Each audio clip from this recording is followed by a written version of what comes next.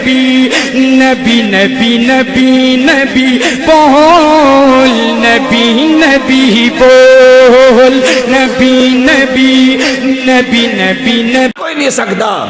تیری سوچ یہ ہے، تیری عقل یہ ہے. تو ذرا غور تو کر، جانے والے کو نہ دیکھ، جانے والا واقعی کوئی نہیں جا سکتا، لیکن سبحان اس کو کیوں نہیں دیکھتا جو لے جانے والا ہے.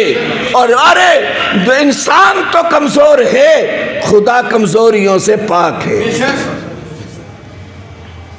اور مسلمان بھائی اگلی بات کہوں، سبحان استعمال قرآن کے اندر ان مقامات پہ ہوتا ہے جہاں انسان کی طاقتیں عاجز آ جاتی ہیں، جہاں انسانوں کی طاقتیں، انسان کی کمزوریاں سامنے آ جاتی ہے، جہاں دنیا کی طاقتیں مجبور ہو جاتی ہے، دنیا کے وسائل ختم ہو جاتے ہیں، وہاں پر قرآن کہتا ہے کہ سبحان کا استعمال ہوتا ہے. آئیے میں ثبوت کے طور پر دینا چاہتا ہوں. خالق لم یزل نے جب انسان کی تخلیق کرنی چاہی، وَإِذْ قَالَ رَبُّكَ لِلْمَلَائِكَةِ إِنِّي جَاعِلٌ فِي الْأَرْضِ خَلِيفَةً، جب اللہ نے آدم علیہ السلام کی تخلیق کرنی چاہی تو سب سے پہلے اس کا اظہار فرشتوں کے سامنے کیا کہ میں ایک اپنا خلیفہ بنانا چاہتا ہوں. فرشتوں نے انسان کی تخلیق کے مادیت کو دیکھا، مادیت کو دیکھا کہ کن چیزوں سے انسان بنا ہے، تو دیکھا جو چیزیں اس کی تخلیق میں آئیں وہ چیزیں متضاد تھی. آگ اور پانی متضاد ہے.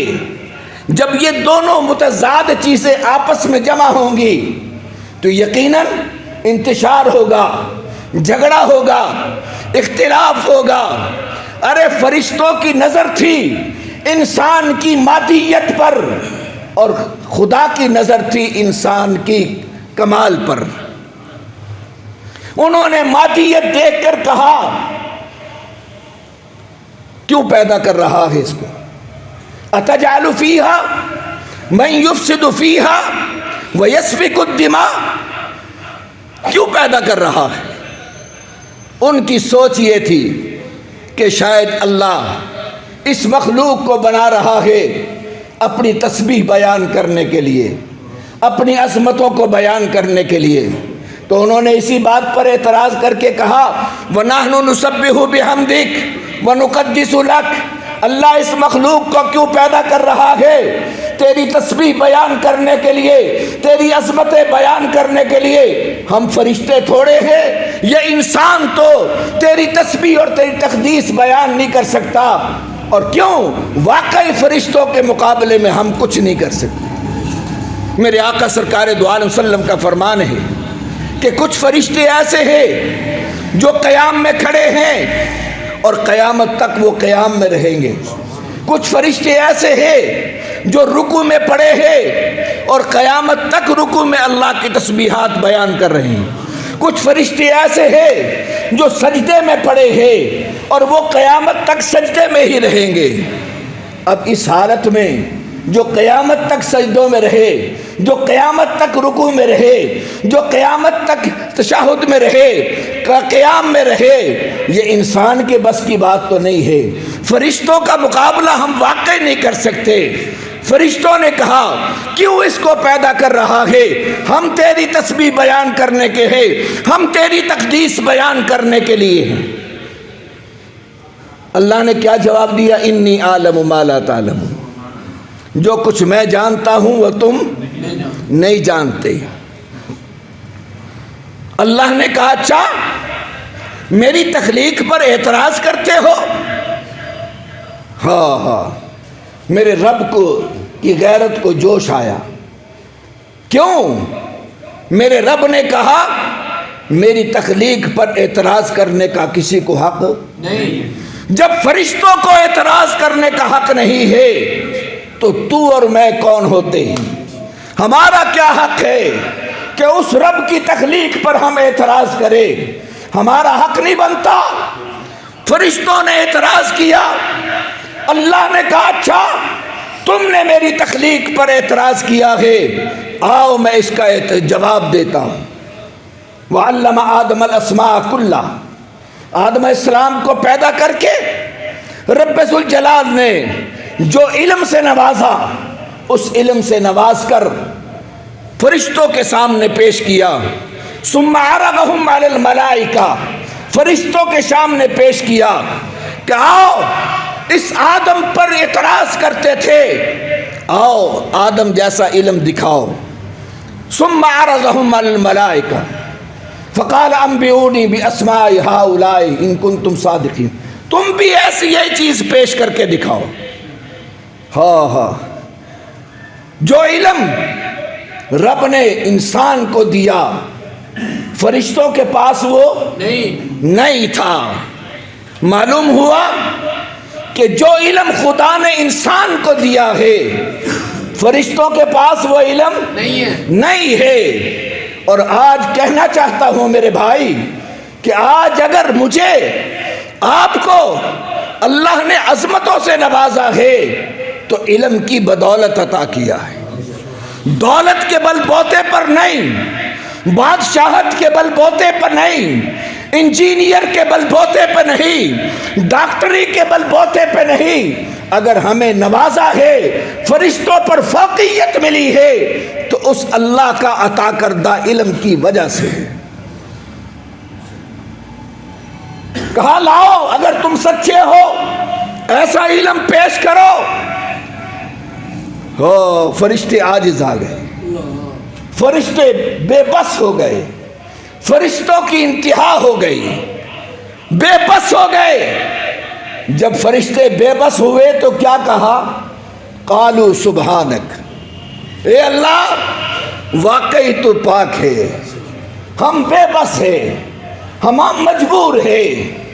جہاں فرشتوں کی مجبوریاں آ جائیں، جہاں فرشتے عاجز آ جائیں، وہاں جملہ کیا آتا ہے؟ سبحانک، اللہ تو پاک ہے۔ مسلمان بھائی آئیے ایک اگلا منظر دکھاتا ہوں۔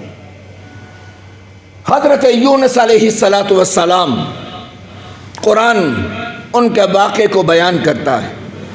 یونس علیہ السلام گئے، سمندر میں پہنچے، مچھلی کے پیٹ میں چلے گئے، اللہ اکبر، وہاں گئے۔ کہاں گئے؟ وَظَنُّونِ إِذْ ذَهَبَ مُغَاضِبًا فَظَنَّ أَن لَّن نَّقْدِرَ عَلَيْهِ فَنَادَىٰ فِي الظُّلُمَاتِ۔ مچھلی والے کا واقعہ سامنے رکھو کہ مچھلی کے پیٹ میں چلے گئے، فی الظلمات، قرآن کہتا ہے ظلمات میں، اندھیروں میں چلے گئے۔ کتنے اندھیرے تھے؟ رات کا اندھیرا، پانی کا اندھیرا، مچھلی کے پیٹ کا اندھیرا، اتنے اندھیروں میں چلے گئے۔ اور وہاں پر جب یونس علیہ السلام نبی تھے، نبی ہونے کے باوجود قرآن مقدس ایک مقام پہ کہتا ہے کہ اگر اللہ رب العزت خود ارشاد فرماتے ہیں کہ اگر یونس علیہ السلام میری تسبیح نہ کرتے، مجھے یاد نہ کرتے، تو قیامت تک مچھلی کے پیٹ میں رہتے، مچھلی کے۔ لیکن ان ظلمات میں، ان اندھیروں میں یونس علیہ السلام پہنچے، اب دیکھا کہ مجھے کوئی وہاں سے نکالنے والا نہیں ہے۔ نبی عاجز آ گئے، نبی وہاں پہنچ کر عاجز آ گئے، تو پھر کیا کہا؟ فما فی الظلمات فنادى فی الظلمات، وہاں جا کر نبی نے کس کو پکارا؟ اللہ کو پکارا۔ مشکلات میں نبی یونس نے علیہ السلام نے بتا دیا کہ جب مشکلات آ جائیں فنادا، پھر پکارو کس کو؟ اللہ کو پکارو۔ فی الظلمات کیسے پکارا؟ لا الہ الا انت، اللہ تیرے سوا کوئی عبادت کے لائق، انت سبحانک، تو پاک ہے. میں عاجز آ گیا, میں مچھلی کے پیٹ سے نہیں نکل سکتا, میں یہاں سے باہر نہیں آ سکتا. یونس علیہ السلام نے اپنی مجبوریوں کا اظہار کیا, اور وہاں پر عاجزی کا اظہار کرنے کے بعد کیا کہا؟ اللہ سبحانک, تو پاک ہے, تو کمزوریوں سے پاک ہے. سبحانک انی کنت من الظالمین. یونس علیہ السلام وہاں پر پکارا. جب یونس علیہ السلام نے خدا کو پکارا تو رب نے کیا کہا؟ فاستجبنا لہ, ہم نے ان کی پکار کو قبول کیا. فاستجبنا لہ ونجیناہ من الغم, اور ہم نے نجات دے دی اس غم سے. فریادیں قبول کرنے والا کون؟ اللہ کی ذات. ہائے ہائے, اس کو کہہ دیجئے, فریادیں سننے والا کون؟ مشکلیں آسان کرنے والا کون؟ پریشانیاں دور کرنے والا کون؟ وَنَجَّيْنَاهُ مِنَ الْغَمِّ, ارے غموں سے, بیماریوں سے نجات دینے والا اللہ ہے. تمہارے ڈاکٹر نہیں کرونا سے بچا سکیں گے, تمہارے ہتھیار نہیں کرونا سے بچا سکیں گے, تمہارے طریقے نہیں بچا سکیں گے. اگر بچنا ہے یونس علیہ السلام والا عمل کرو, پکارو اپنے رب کی رات کو. پاگلو, تم نے کیا, کون بچا سکتا ہے؟ فرشتے جہاں آ جائے, خدا کی ذات کو کہا سبحان. جہاں پر یونس علیہ السلام عاجز آئے وہاں پر کہا سبحانک, تو پاک ہے. کمزوریوں سے پاک کون؟ اللہ کی ذات ہے. مشکل کشا کون؟ اللہ کی ذات ہے. کوئی مشکلیں آسان نہیں کر سکتا. مشکلیں جب بھی پڑی ہے, انبیاء پر آئی ہے, تو انہوں نے بھی خدا کو پکارا. مسلمان بھائی آئیے, آپ کہیں گے جی وہ تو یونس علیہ السلام تھے, ہمارے نبی تو بہت عظمتوں کے مالک ہیں. میں کب کہتا ہوں, لیکن میں اس طرف ابھی بعد میں آتا ہوں. میں حضرت عیسیٰ علیہ السلام, قرآن ایک اور واقعہ بیان کرتا ہے, اور واقعہ اس کے بارے میں مفسرین کرام کا قول ہے کہ یہ واقعہ حضرت عیسیٰ علیہ السلام کے آسمان پہ اٹھائے جانے کے بعد کا واقعہ ہے. 29ویں پارے میں سورہ قلم کے اندر ایک واقعہ قرآن نے نقل کیا. قرآن کو قصے کہانیاں کی کتاب نہیں ہے, حقائق کی کتاب ہے. وہ حقائق بیان کرتا ہے. سورہ قلم کے اندر واقعہ ہے, فرمایا کہ عیسیٰ علیہ السلام کے دنیا سے اٹھ جانے کے بعد ایک بہت بڑا سخی آدمی تھا. اس کے بہت سے باغات تھے, پھل بہت آیا کرتے تھے, لیکن یہ سخی آدمی جو تھا, اس کا کردار یہ تھا کہ جب وہ باغ کے پھل آتے تھے تو اس کے گھر کے سامنے مسکین, ضرورت مند غرباء آ کے بیٹھا کرتے تھے, اور وہ سب سے پہلے غریبوں کو, مسکینوں کو پھل دیا کرتا تھا. بعد میں وہ اپنا بیچا کرتا تھا, سب سے پہلے غریبوں کو دیتا تھا. وہ باپ فوت ہو گیا, وارث اولاد بن گئی. اللہ اکبر. جب وارث اولاد بن جاتی ہے, اللہ, بات دور نکل جاتی ہے. میرے آقا سرکار دو عالم وسلم تشریف فرما تھے. صحابہ حضرت عمر رضی اللہ تعالیٰ عنہ کہتے ہیں کہ اچانک نبی کے سامنے ایک شخص آیا. نبی کے سامنے دو زانو ہو کے بیٹھ گیا, اور بیٹھ کر اس نے پیغمبر سے چند سوالات کیے. ان سوالوں میں پہلا سوال تھا کہ مل ایمان, ایمان کیا ہے؟ میرے پیغمبر نے جواب دیا, میرا وقت نہیں ہے, تفصیل میں جانے کا. تو انہیں پیغمبر نے جواب دیا. جب پیغمبر نے جواب دیا تو وہ کہنے لگا صدقتا، تم نے سچ کہا. حضرت عمر کہنے لگے عجیب آدمی ہے، سوال بھی خود کر رہا ہے اور جواب کی تصدیق بھی کر رہا ہے. اگر جواب اس کو آتا تھا تو پھر سوال کیوں کرتا ہے؟ اس نے دوسرا سوال کیا مل اسلام، اسلام کیا؟ آپ نے اس کا جواب دیا. اس نے پھر کہا صدقتا. تیسرا سوال کیا مل احسان، احسان کیا؟ آپ نے اس کا جواب دیا. اس نے چوتھا سوال کیا کہ مسا، قیامت کب آئے گی؟ میرے پیغمبر نے اس کا جواب یوں دیا مل مسئول عنہا من السائل، فرمایا کہ جیسے سوال کرنے والے کو قیامت کا نہیں پتا، جس سے سوال کیا جا رہا ہے اس کو بھی نہیں پتا. اس نے کہا اچھا جی آپ کو یہ نہیں پتا قیامت کب آئے گی، تو آپ اس کی کچھ نشانیاں بیان کر دیجیے. آپ صلی اللہ علیہ وسلم نے کچھ نشانیاں پیش کی. فرمایا کہ ایک نشانی تو یہ ہوگی کہ باندی جو ہوگی، نکرانی جو ہوگی، وہ اپنے آقا کو جنے گی. یہ ایک جواب، یہ ایک نشانی بتائی. علماء نے لکھا ہے کہ اس کا کیا مطلب، نوکرانی اپنے آقا کو جنے گی، اس کی مختلف تفصیل بیان کی گئی ہے. لیکن علماء نے جو صحیح تفصیل بیان کی ہے، فرمایا کہ وہ اس کے معنی یہ ہے کہ اولاد اپنے باپ پر حکم چلائے گی، اپنے والدین کو پاگل سمجھے گی. اس کا معنی یہ ہے. اور حقیقت یہ ہے کہ جیسے جیسے قیامت قریب آ رہی ہے، حالات یہ ہو رہے ہیں کہ آج ہماری نسلیں اپنے والدین کے بارے میں یہی تاثر رکھتی ہیں. ابے نو کی پتا ابا کون ہوندا؟ بالکل ہو بہو یہی منظر قرآن مقدس نے سورہ قلم میں بیان کیا. باپ فوت ہو گیا، بیٹے وارث بن گئے،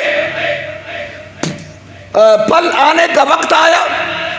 قرآن کہتا ہے ان سارے بھائیوں نے بیٹھ کر کہا ابا تو ساڈا پاگل سی، مسکیناں نو دئی جاندا سی، ساڈے تے اخراجات نہیں پورے ہوندے، اے ابا خیراتاں دے لگا سی، اپا کی کریے؟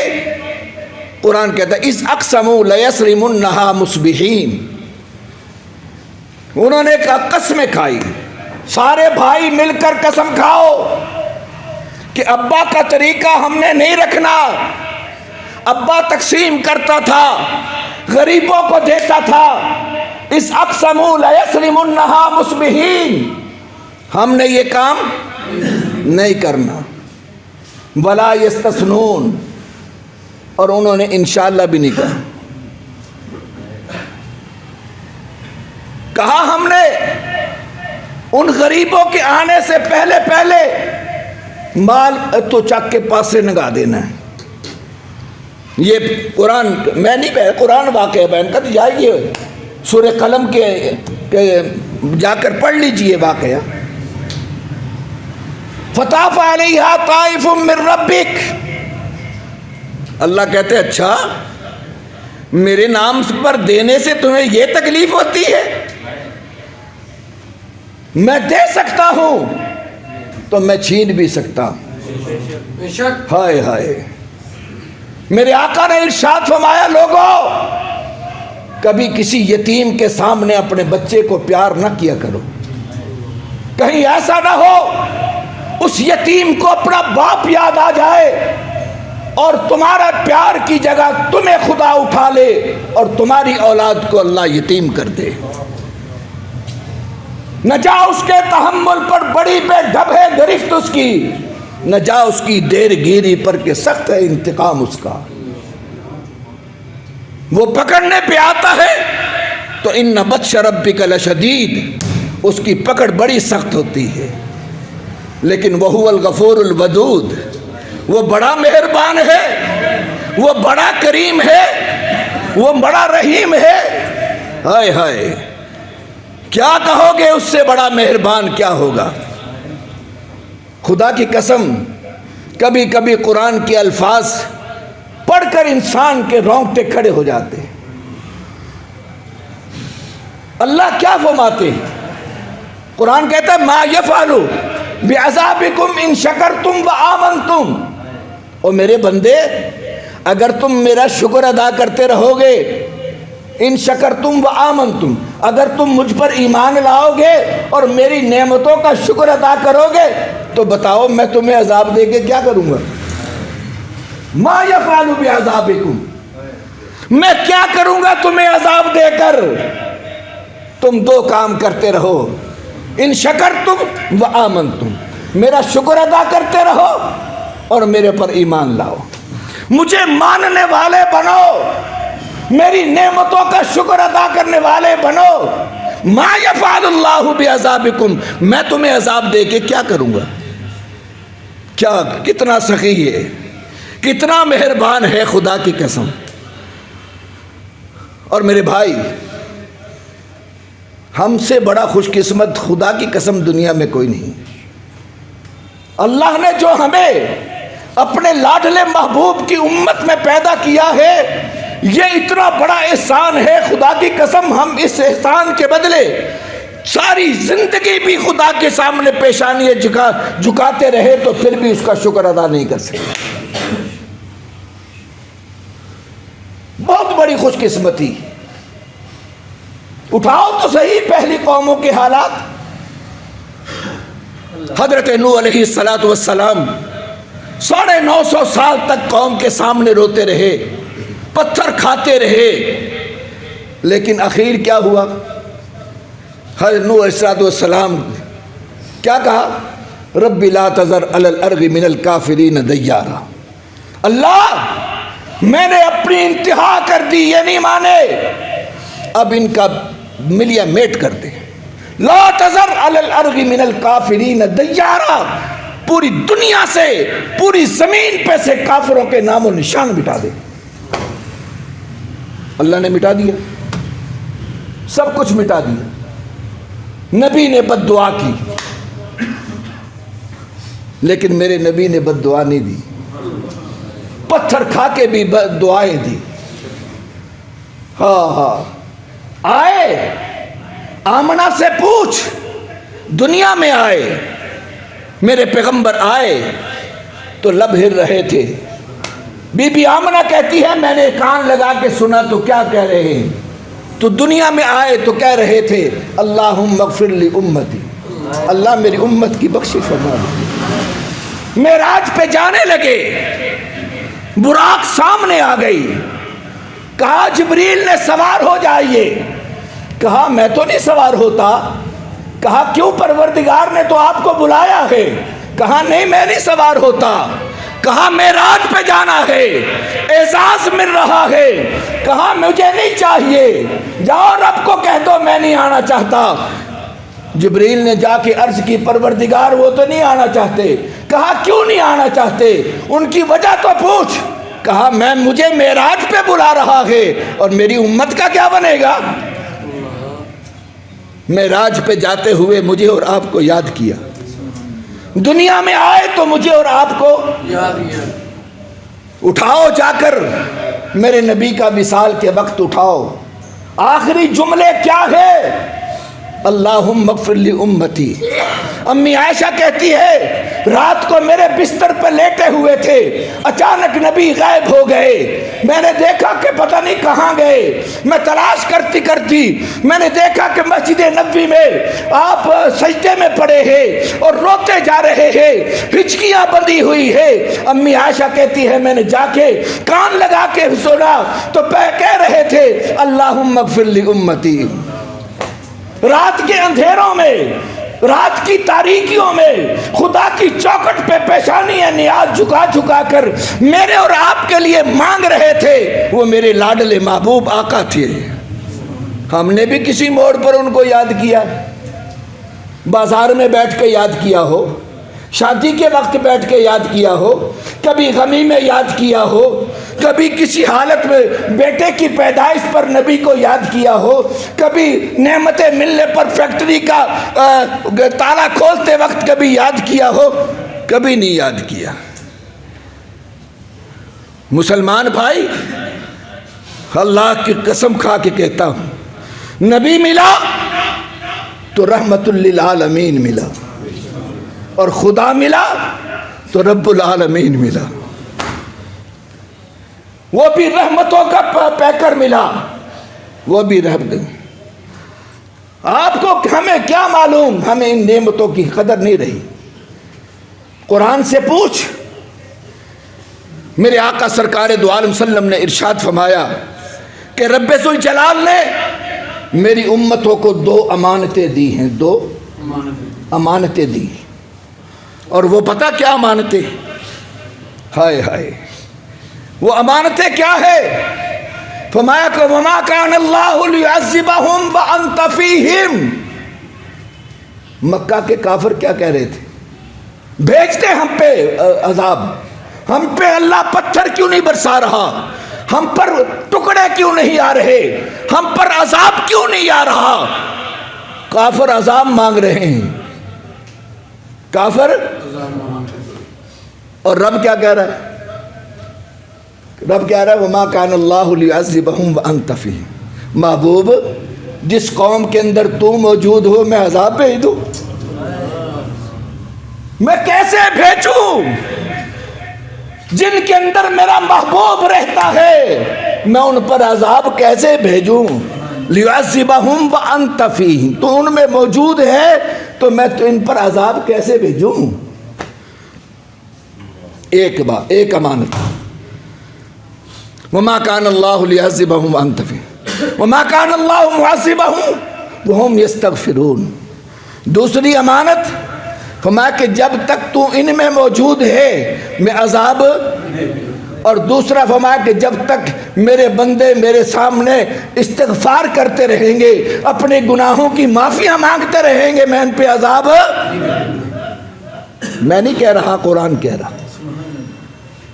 کرونا یہ عذاب ہے، آزمائش ہے، اس کا علاج ڈاکٹروں کے پاس نہیں، چائنا کے پاس نہیں، تیرے پاس ہے، میرے پاس ہے۔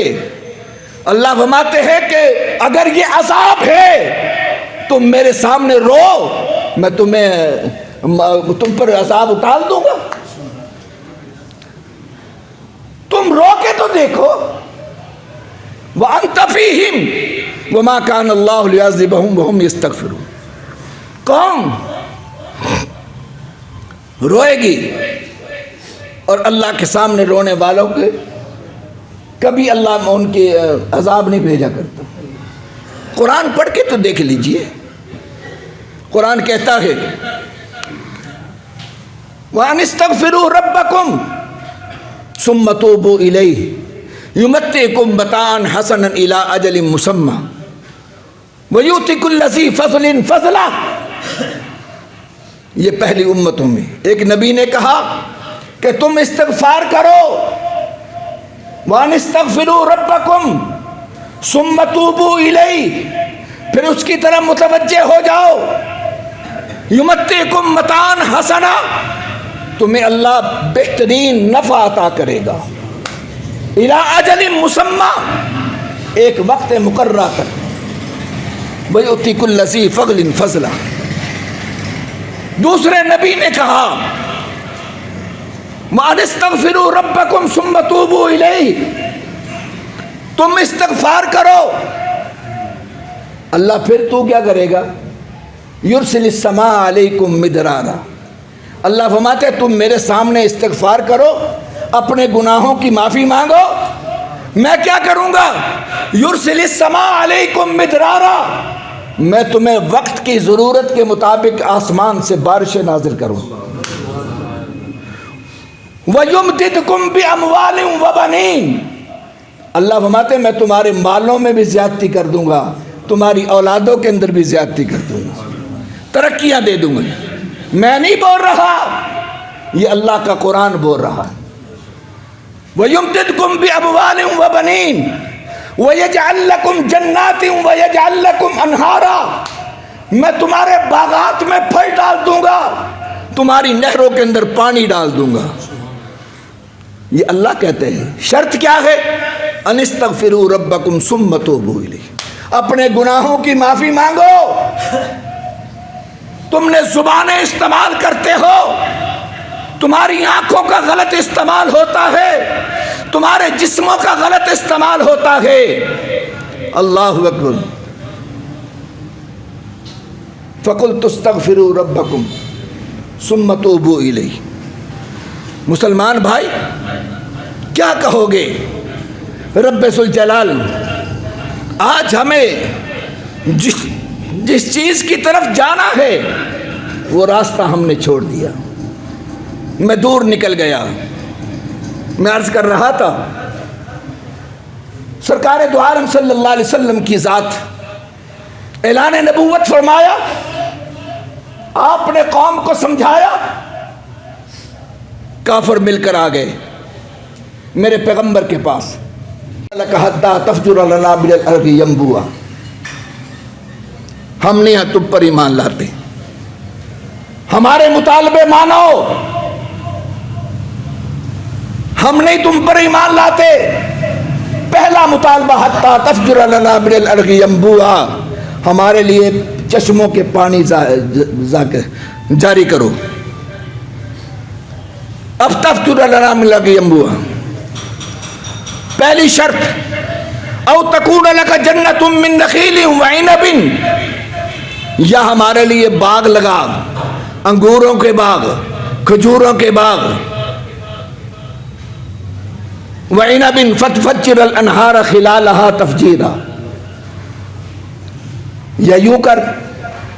تیسرا مطالبہ او تسقط السماء کما زعمت علینا کسفا، ہم نہیں تجھے مانتے، اگر تو نہیں یہ کرتا تو لا ہم پر پتھروں کی بارش برسا۔ او تسقط السماء کما زعمت علینا کسفا او تأتی باللہ والملائکۃ قبیلا، یا اللہ کی طرف سے کوئی فرشتہ آ کے تیری تائید کرے۔ اگلا مطالبہ او یکون لک بیت من زخرف، یا تو اپنا مکان سونے کا بنا کے دکھا، اپنا مکان، میں نہیں کہہ رہا، اللہ کی قسم قرآن کہہ رہا ہے، یہ شرطیں کافر لگا رہے تھے میرے نبی پر۔ او یکون لک بیت من زخرف، اپنا گھر سونے کا بنا کے لا۔ ہے بے وقوف آدمی، میرے نبی سے کہہ رہے اپنا گھر سونے کا بنا، جس کو رب کہتا ہے محبوب اگر تو اجازت دے تو میں مدینہ کے پہاڑوں کو، مکہ کے پہاڑوں کو سونے کا بنا دوں۔ رب کہہ رہا ہے اپنے محبوب کو، لیکن میرا آقا کیا کہہ رہے ہیں؟ پروردگار مجھے سونے کے پہاڑ نہیں چاہیے، مجھے تو زندگی غریبوں والی، مسکینوں والی چاہیے۔ میرے نبی کے گھر کے اندر یہ بھی ایک جملہ آج کہتا چلو، آپ نے بڑا سنا ہوگا کہ اب ایک مہینہ تک میرے نبی کا چولہا نہیں جلتا تھا، سنا ہے نا آپ نے؟ تو قوم کی سوچ یہ ہے کہ پیغمبر کے پلے ہے گئی کچھ نہیں تھی، غریبی تھی۔ نا نا نا، یہ بات غلط ہے کہ ان کے پاس ہے کچھ نہیں تھا، تھا کچھ، سب کچھ، رات دن آپ کے پاس بھیڑ لگے رہتے تھے۔ لیکن امی عائشہ صدیقہ رضی اللہ تعالیٰ عنہ فرماتی ہے کہ گھر بھرا ہوتا تھا، صبح کو گھر بھرا ہوتا تھا، پیغمبر غریبوں میں تقسیم کر کر کے سارا شام تک ختم کر دیتے تھے، گھر میں ایک آٹا بھی نہیں رکھتے تھے، تھا سب کچھ، لیکن اپنے لیے کچھ نہیں رکھتے تھے، سب تقسیم آپا کی کر دیں، آپا دن دے کچھ نہیں، سارا کچھ اپنے واسطے رکھ دیں۔ میرے نبی کی سنت یہ ہے سب کچھ لٹا دو، اور ہم کہتے ہیں سارا کچھ ہڑپ کر جاؤ، دو کچھ بھی نہ۔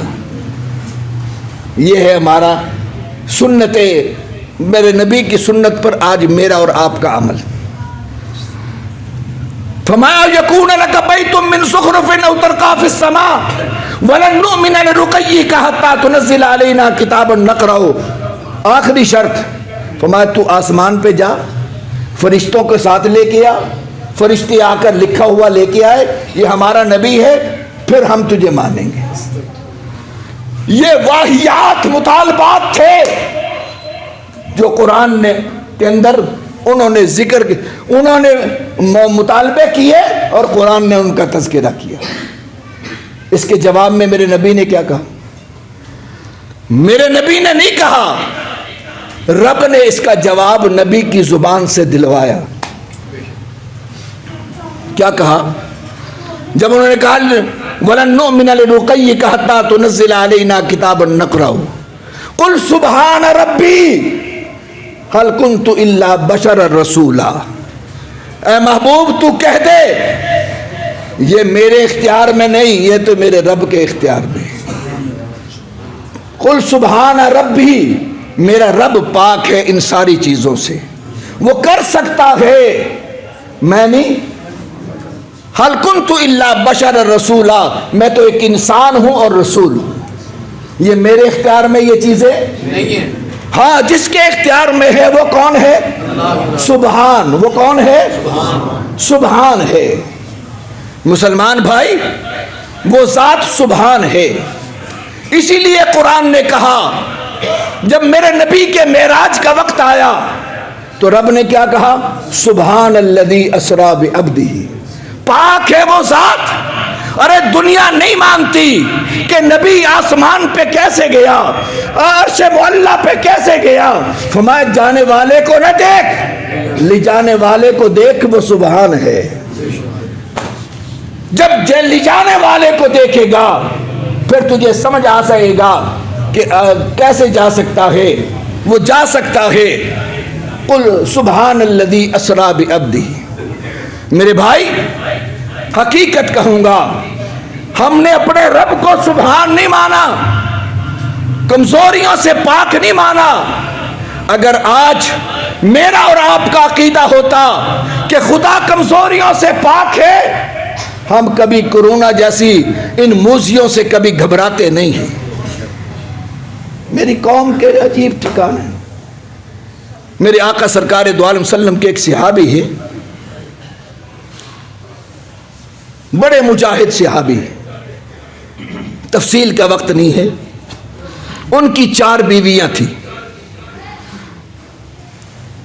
ابا سارے پریشان ہو گئے. ان کی تھی، تسی نہ رکھیو پریشان ہو جاؤ گے، ابا کو ایک نہیں سنبھال ہوں. ان کی 4 بیویاں تھیں، لیکن شوہر اور بیویوں میں عجیب ایک کشمکش تھی. کشمکش یہ تھی،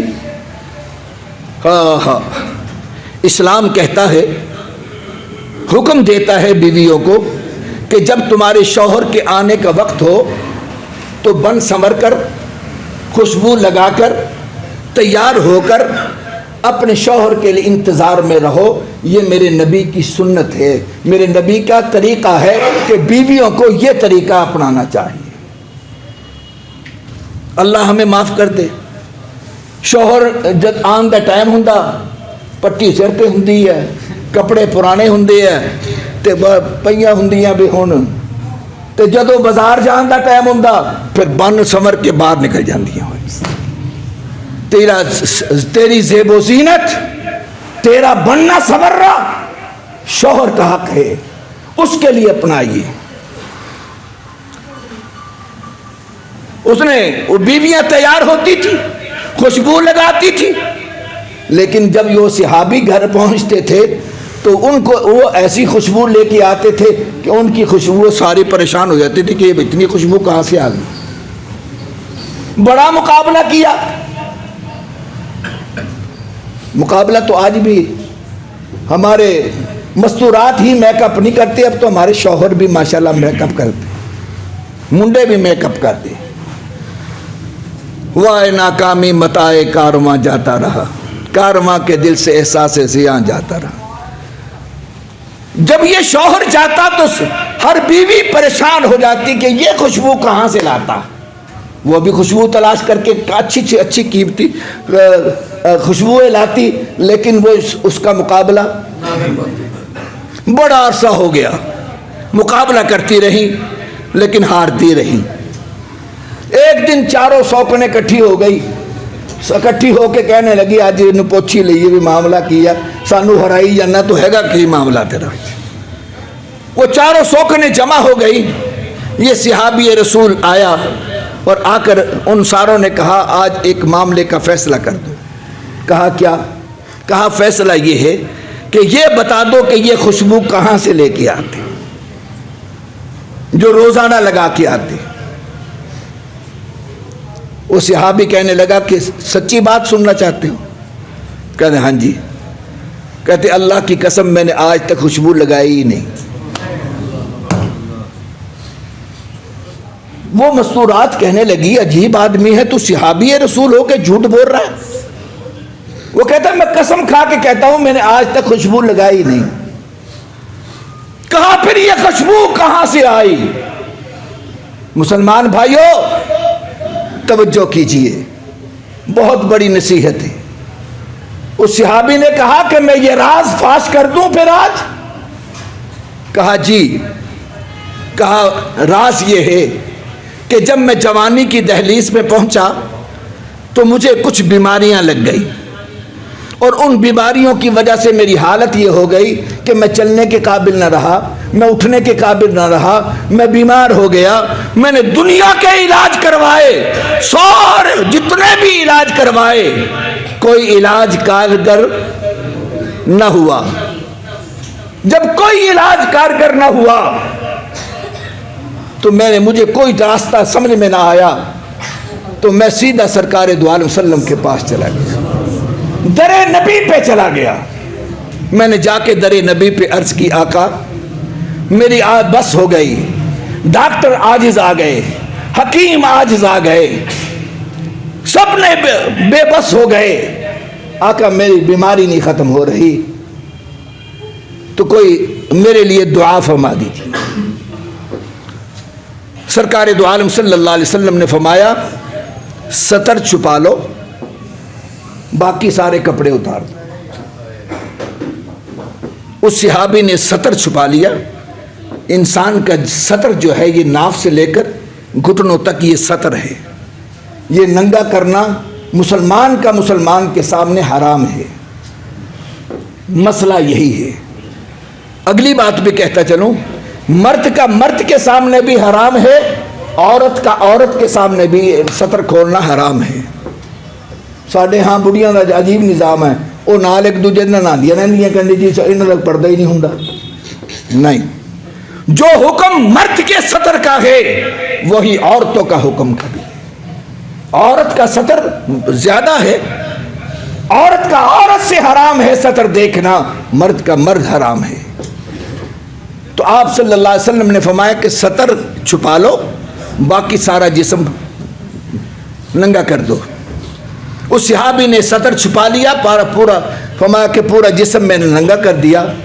میرے آقا سرکار دو عالم صلی اللہ علیہ وسلم نے اپنے دست رحمت میرے جسم پر پھیر دیا۔ فرمایا کہ میری شفا بھی مل گئی، اور اس دن سے میرے جسم کے اندر خوشبو ہی نہیں ختم ہوئی۔ ہائے ہائے، ارے بیماریاں کا علاج اس صحابی نے بتا دیا۔ میرے نبی کے دروازے پہ آ جاؤ، میرے نبی کی چوکھٹ پہ آ جاؤ، میرے نبی کے طریقوں پہ آ جاؤ، پھر تمہیں شفائیں مل جائیں گی۔ ہم نے مدارس بند کر دیے، قرآن کی تلاوتیں بند کر دی، اذانیں مسجدیں بند کر دی، کر دو بند سب کچھ۔ ظالمو، قرآن بند کر کے تمہیں شفا ملے گی، مساجد بند کر کے تمہیں شفا ملے گی؟ قرآن تو کہتا ہے کہ آؤ خدا کی چوکھٹ پہ آ کے توبہ استغفار کرو، رو۔ میرے پیغمبر کی سنت کیا تھی؟ فرمایا آندھی آتی تھی، امی عائشہ سے پوچھو، آندھی آتی تھی، کوئی پریشانی آتی تھی، میرے پیغمبر جلدی سے اٹھ کر مسجد میں بھاگا کرتے تھے، خدا کے سامنے رویا کرتے تھے۔ ان پریشانیوں سے مسجدیں خالی نہ کرو، اگر میں اپنی قوم کو میرا پیغام ہے، اگر اس سے کرونا وائرس سے اگر شفا چاہتے ہو، خدا کی قسم مسجد آباد کر دو، مسجدیں بھر دو، خدا کی چوکھٹ پہ آ کے رو لو، آنسو بہا لو۔ آنسو بہانا تمہارا کام ہے، رحمت خداوندی کا برسا دینا خدا کا کام ہے۔ یہ ہے علاج۔ مجمع ختم کر دو، مسجد مدارس بند کر دو، قرآن کی تلاوت ہے۔ ہائے ہائے، میرے پیغمبر نے فرمایا جہاں قرآن کی تلاوت ہوتی ہے، جس گھر میں تلاوت ہوتی ہے، وہ گھر آسمان والوں کے لیے یوں چمکتا ہے جیسے زمین والوں کے لیے آسمان کے ستارے چمکتے ہیں۔ قرآن کے تلاوت کے یہ منظر ہیں، تو یہ منظر بغیر رحمت کے ہیں۔ اس قوم کو کیا ہو گیا؟ کیوں رو رہی ہے؟ پریشانیاں نہ مانگو۔ میرے بھائی، معذرت کے ساتھ کہوں گا، ہم نے دیکھیے کچھ چیزیں ایسی ہوتی ہیں۔ ایک اللہ والے کا میں نے واقعہ پڑھا، میں حیران ہو گیا۔ وہ بزرگ کہتے ہیں کہ میں جا رہا تھا تو میں نے دیکھا کہ ایک بچہ جس کے پاؤں کے اندر جوتا ٹوٹا ہوا تھا، کپڑے پرانے تھے، جوتا ٹوٹا ہوا تھا، وہ جا رہا تھا۔ کہا میں نے اس کی حالت کو دیکھ کر مجھے ترس آ گیا۔ میں نے اس بچے کو پکڑ کر کہا بیٹا آؤ۔ وہاں سے جوتا نیا لیا اور اس کو میں نے جوتا پہنا دیا۔ کہا وہ بچہ جوتا پہن کر کہنے لگا آپ خدا ہیں؟ نے کہا نہ بیٹا، یہ ایسے جملے نہیں کہا کرتے، خدا تو خدا ہے، رب تو رب ہے، اس کی کیا بات ہے، اس کا کون مقابلہ کر سکتا ہے؟ تو بچہ کہنے لگا اگر آپ خدا نہیں ہے، رب نہیں ہے، تو پھر رب کے دوست ضرور ہیں، رب کے اللہ اکبر۔ مسلمان بھائیوں توجہ کیجئے، اس بچے کے جملوں نے کیا بتایا۔ انہوں نے کہا آپ رب کے دوست ضرور ہو سکتے ہیں۔ انہوں نے کہا بیٹا وہ کیسے؟ کہا کل میں نے اپنے رب سے دعا مانگی تھی، اللہ میرا جوتا ٹوٹ گیا تو مجھے نیا جوتا دے دے۔ تو جب میں نے تو رب سے مانگا تھا تو دیا آپ نے ہے، تو یا تو رب نے دیا ہے یا رب نے اپنے دوست کے ذریعے سے بھیجا ہے۔ وہ اللہ والے کہتے ہیں کہ میں سمجھ گیا، بچے نے ہمیں سمجھا دیا کہ جب انسان خدا کے نام پر دیتا ہے تو وہ رب کا دوست ضرور بن جاتا ہے، رب سے دوستی کا ایک تعلق ضرور بن جاتا ہے۔ مسلمان بھائیوں، ہماری حالت اللہ ہمیں معاف کر دے، ہم تو دینا بھی نہیں، اور اگر دے دیا تو پھر اس پر افسوس بھی کرنا ہوتا۔ خدا را ان چیزوں پہ ہمیں غور کیجیے۔ میں عرض کر رہا تھا کہ میں نے آج نبی کا معراج شروع کیا تھا، لیکن مجھے سبحان نے آگے جانے نہیں دیا۔ میں بتا یہ رہا تھا کہ قرآن کہتا ہے سبحان، وہ ذات پاک ہے، عاجزیوں سے پاک ہے۔ اس لفظ نے ہمیں ہمارے دل و دماغ پر ایک تصور دے دیا ہے کہ رب کو مانو، اور یہ مانو کہ وہ رب کمزوریوں سے پاک ہے، وہ شرک سے پاک ہے، وہ ہر چیز کر سکتا ہے۔ جب میرا اور آپ کا عقیدہ ہو جائے گا، ہائے ہائے، ہم آج ہماری حالت یہ ہے، ہم خدا کے بارے میں تاثر ہی بڑا عجیب ہے، سنتا ہی نہیں ساڈی، وہ ہماری مانتا ہی نہیں۔ بابا جی تسی کہہ دیو، اے قرآن تو پڑھ کے دیکھو، قرآن کیا کہتا ہے؟ فَمَا وَإِنِّي لَغَفَّارٌ لِمَنْ تَابَ وَآمَنَ وَعَمِلَ عَمَلًا وَعَمِلَ صَالِحًا ثُمَّ اهْتَدَىٰ۔ کیا کہا؟ وَإِنِّي لَغَفَّارٌ، فرمایا لوگوں بندوں میرے، میں غفار ہوں، میں کام معاف کرنے والا ہوں۔ کیا بات ہے، خود کہہ رہا ہے وَإِنِّي لَغَفَّارٌ، میں تمہارے لیے غفار ہوں، معاف کرنے والا ہوں۔ اللہ پھر کہا تم بھی تو کچھ کر لو، اللہ ہم کیا کریں؟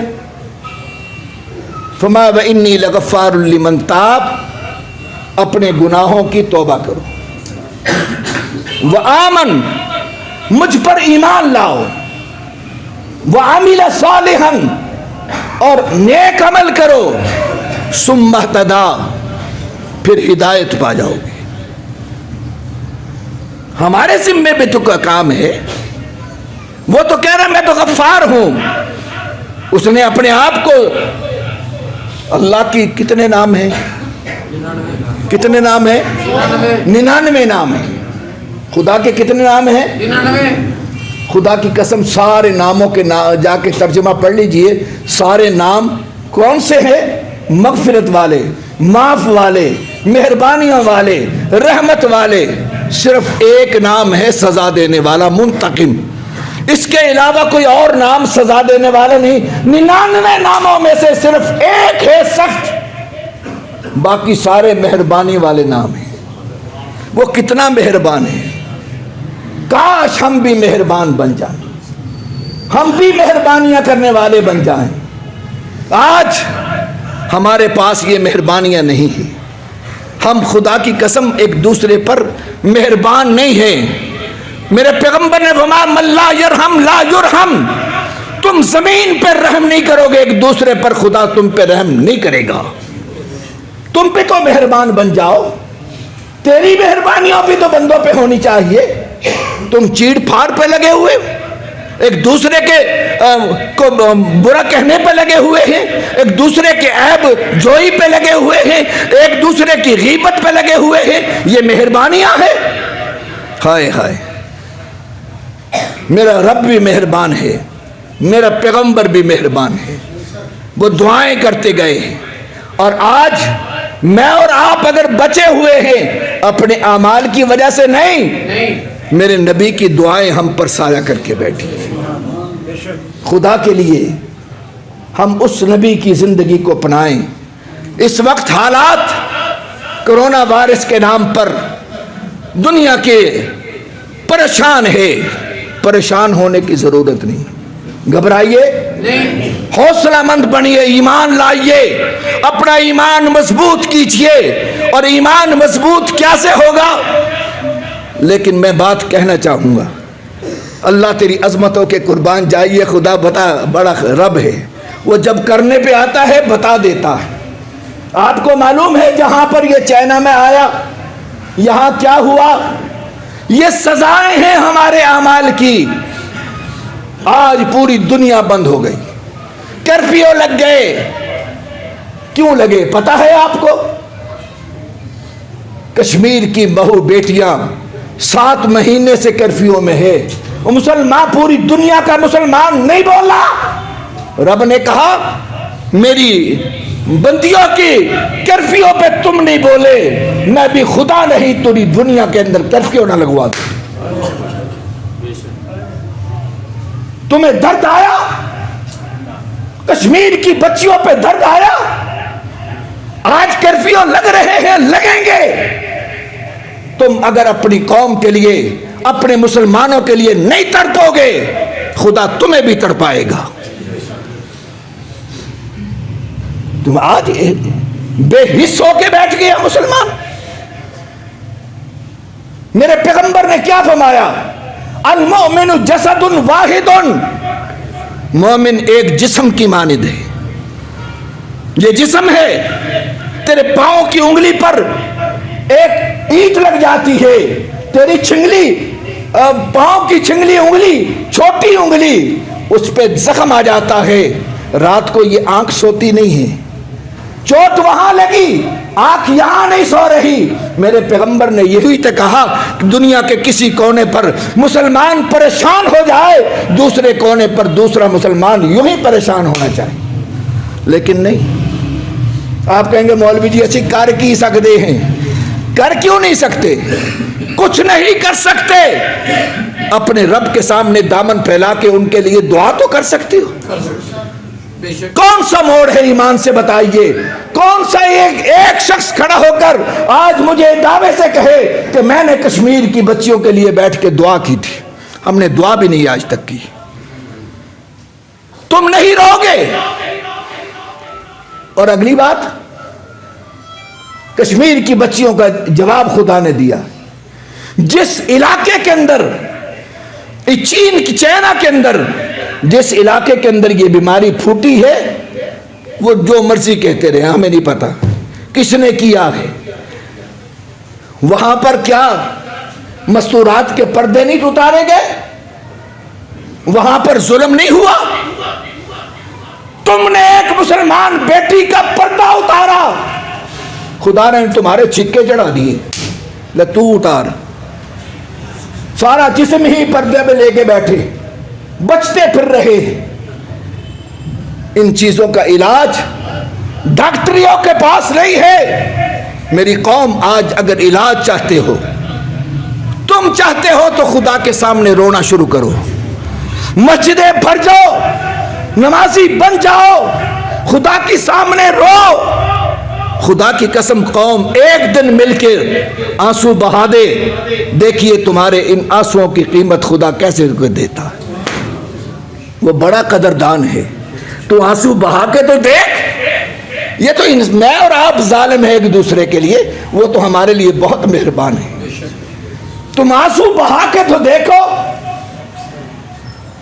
میں نے گزشتہ دنوں ایک سوشل میڈیا پر ایک میں نے وہ دیکھی ویڈیو, خدا کی قسم پریشان ہو گیا.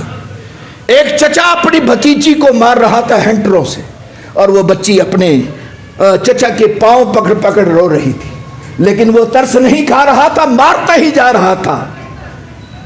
یہ ہے, میں کہا تھا انسان سے بڑا ظالم دنیا میں کوئی نہیں. وہ رو رہی تھی, بھیک مانگ رہی تھی, لیکن معاف نہیں کیا. لیکن میرا رب اتنا سخت نہیں ہے, میرا رب بڑا مہربان ہے. تو ہاں آنسو بہاؤ, دامن پھیلاؤ, خدا کی قسم اللہ کی چوکھٹ پہ رو. اور آئیے دوسرا, میرے پیغمبر نے جو راستہ بتایا, فرمایا کہ جب مشکلات آ جائیں, بیماریاں آ جائیں, ایک دو چیزیں بتائی. استعینوا بالصبر والصلاۃ, کہ مدد حاصل کرو نماز کے ساتھ, صبر کے ساتھ, برداشت کرو اور صبر کرو اور عبادت کرو. تیسرا راستہ میرے پیغمبر نے ارشاد فرمایا کہ جب ایسی مشکلات آ جائیں, اپنی اللہ کی راہ میں دینے والے بن جاؤ. دو اللہ کی راہ میں. میں ایک دوست کے پاس گیا, تو ہماری یہ کام کی مزدوریوں کا مسئلہ تھا. میں نے کہا یار مزدوریاں دے دیں. میں اس کے پاس گیا, اس نے بڑا عجیب جملہ مجھے کہا. جی میں اپنے پیر صاحب کو پاس گیا, تو میرے پیر نے ایک بڑا عجیب جملہ کہا. دیکھیے اللہ والوں کی کچھ باتیں ہوتی.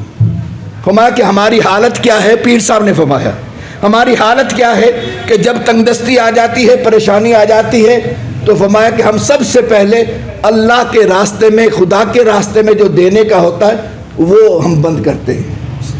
اور جی مولوی صاحب پھر دے دیں گے, اپنا نہیں بند کر دے.